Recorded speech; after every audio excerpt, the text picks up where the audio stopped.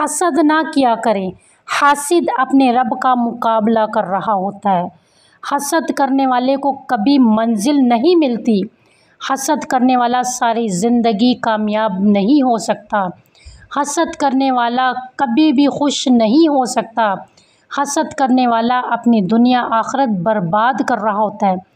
حاسد کو اس کا حسد مار دیتا ہے۔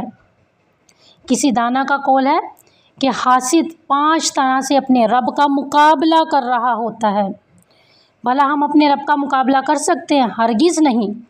لیکن حاسد اپنے رب کا مقابلہ کر رہا ہوتا ہے۔ رب کی تقسیم سے وہ راضی نہیں ہوتا۔ جو چیز دوسروں کو ملی ہے وہ اس پہ حسد کر رہا ہوتا ہے، جبکہ تقسیم تو اللہ تعالیٰ کی ہے۔ اب وہ کس طرح حسد کرتا ہے اور کس طرح مقابلہ کرتا ہے؟ ایک یہ کہ وہ ہر اس نعمت کو برا جانتا ہے جو اس کے غیر کو ملی ہے۔ جو اس کے دشمن کو نعمت ملی ہے وہ اس نعمت کو برا جانتا ہے۔ دوسرا یہ کہ وہ اللہ تعالیٰ کی تقسیم پر ناراض ہوتا ہے۔ تقسیم نعمت یوں کیوں ہوئی؟ وہ کہتا ہے اس طرح ہونا چاہیے تھا، اس طرح کیوں ہوا؟ تیسرا یہ کہ اللہ کے فضل پر بخل کرتا ہے۔